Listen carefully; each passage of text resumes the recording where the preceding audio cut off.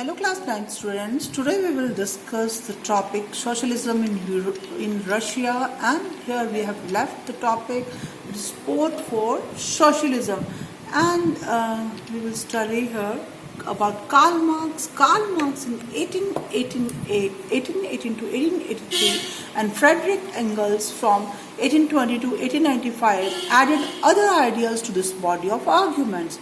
Marx argued that industrial society was capitalist. Capitalists owned the capital instead in factories, and the profit of capitalists was produced by workers. The condition of workers could not improve as long as this profit was accumulated by private capitalists. Workers had to overthrow capitalism and the rule of private property. Karl Marx और जो Frederick angles थे, इन्होंने अपने ideas को भी व्यक्त किया और इनमें उन्होंने आर्ग्यू किया, इन्होंने इस पर डिस्कशंस की दैट इंडस्ट्रियल जो सोसाइटी है, औद्योगिक समाज जो है वो कैपिटलिस्ट है. Capitalist means they on the capital, on the money. Capitalist जो है वो सारी जो मनी है वो खुद अपने पास रखते हैं, वो फैक्ट्रीज में इन्वेस्ट करते हैं, और जो प्रॉफिट है, जो लाभ है, वो that was produce by workers only. वो लाभ वर्कर्स प्रोड्यूस करते हैं, वर्कर्स प्रोड्यूस करते हैं, बनाते हैं. और बट जो कंडीशन है वर्कर्स की वो तब तक ठीक नहीं होगी जब तक कि जो प्रॉफिट, जो लाभ, जो उन्होंने प्राइवेट कैपिटलिस्ट ने जो जमा किया है वो सब में शेयर नहीं होगा. Workers had to overthrow capitalism. Workers को कैपिटलिज्म को दूर भगाना पड़ेगा, उसको निकाल बाहर करना पड़ेगा. और जो प्राइवेट प्रॉपर्टी है वो उसका जो रूल है, प्राइवेट प्रॉपर्टी किसी सिंगल हैंड में नहीं होनी चाहिए. It should be divided in for the benefits of the people also. Marks believed that to free themselves from the capitalist exploitation, workers had to construct a radically socialist society where all property was socially controlled. This would be a communist society. He was convinced that the workers should triumph in their conflict with capitalists, and a communist society was the natural society of the future. जो communist society है वो natural society होगी future की. जो condition है workers की वो जब तक ठीक नहीं होगी जब तक कि जो प्रॉफिट है वो सब में डिस्ट्रीब्यूट नहीं होगा.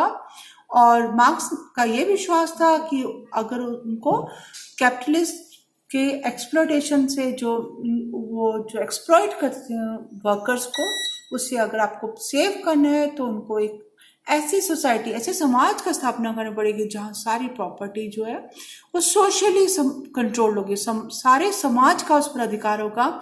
ये एक ऐसी कम्युनिस्ट सोसाइटी की ही विचारधारा थी.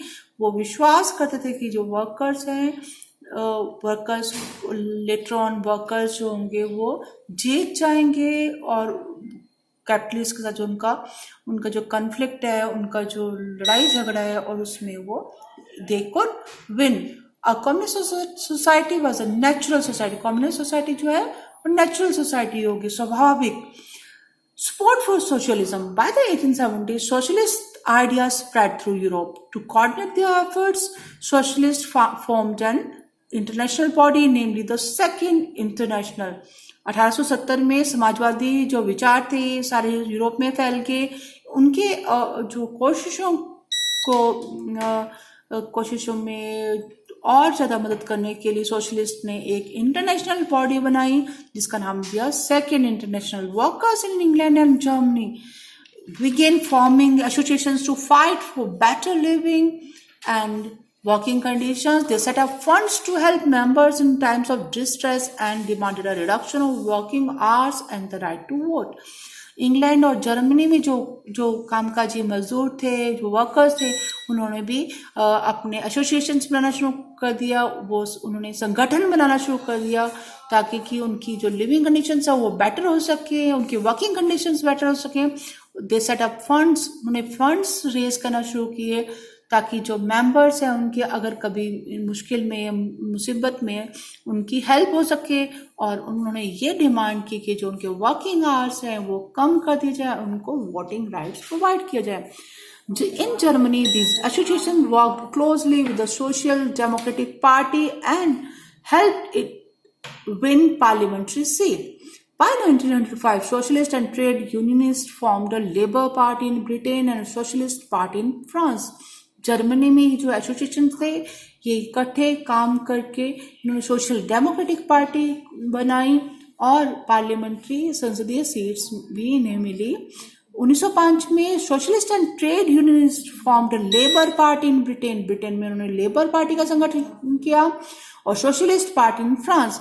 However, till 1914, socialists never succeeded in forming a government in Europe, represented by strong figures in parliamentary politics. Their ideas did shape legislation, but government continued to be run by conservatives, radicals and liberals. जब 1914 तक जो socialist सफल नहीं हुए थे government को बनाने में यूरोप में, बट उनके जो आइडियाज़ थे वो लॉ की कानून की शक्ल ले चुके थे, पर गवर्नमेंट जो थी अभी भी कंजर्वेटिव्स, लिबरल्स और रेडिकल्स ही चला रहे थे. कंजर्वेटिव्स जो संकीर्ण सोच वाले थे, लिबरल जो उदारवादी सोच वाले थे और रेडिकल जो बिल्कुल रेडिकल चेंज चाहते थे, बिल्कुल इंस्टेंट चेंज चाहते थे सोसाइटी में. तो this is the painting of the Paris commune of 1871, popular uprising in Paris between March and 1871. The people they revolt against the government and they were crushed. The Russian Revolution, in one of the least industrialized of European states, this situation was reversed. Socialists took over the government in Russia through the October Revolution of 1917. The fall of monarchy in February 1917 and the events of the October are normally called the Russian Revolution. तो हम देख रहे हैं कि Russian revolution में situation थी वो अलग थी. 1914 में जार निकोलस सेकेंड ही ruled over Russia and its empire. वो रशिया और उसकी जो एम्पायर थी उस पर रूल करा था.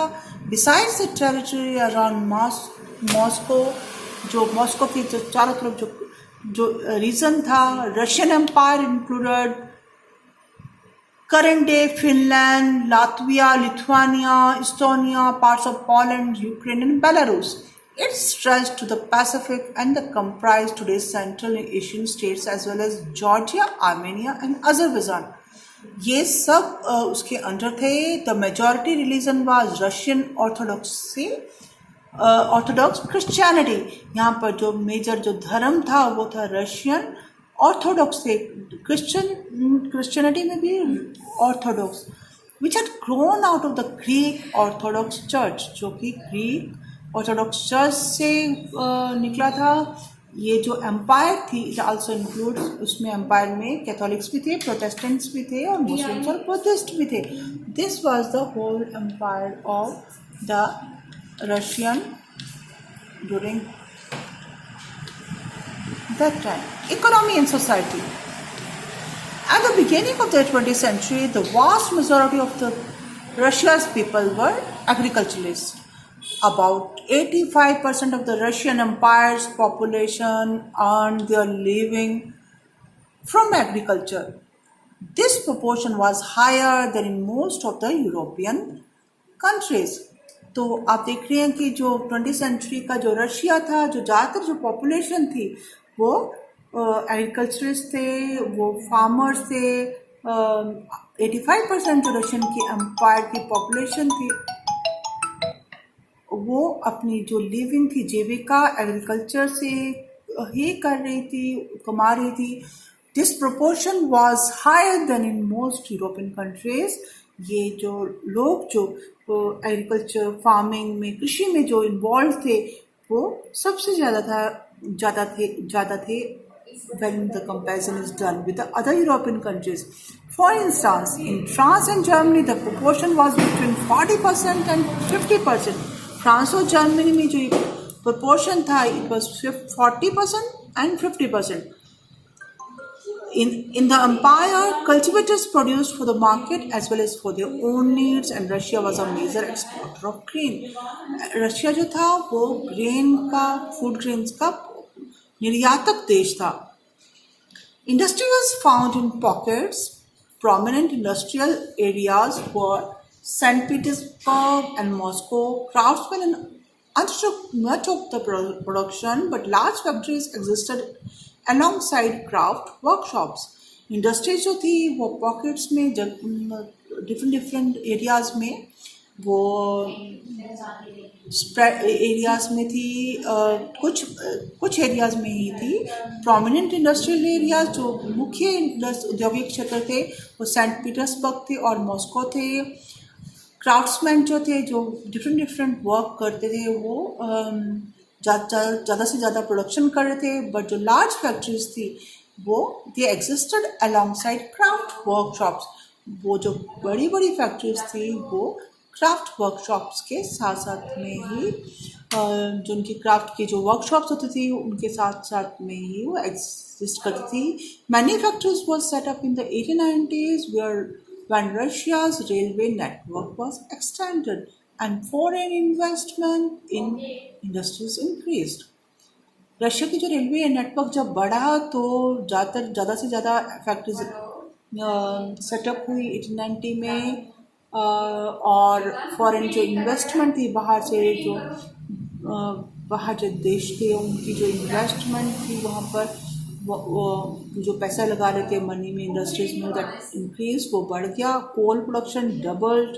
कोयले की प्रोडक्शन डबल हो गई, ज़्यादा हो गई, दुगनी हो गई. और आयरन और स्टील जो थे आउटपुट आयरन और स्टील की जो प्रोडक्शन थी वो क्वाड्रपल जो भी चौगनी होगी. By the 1900 in some areas factory workers and craftsmen were mostly equal in the number. This is all for today.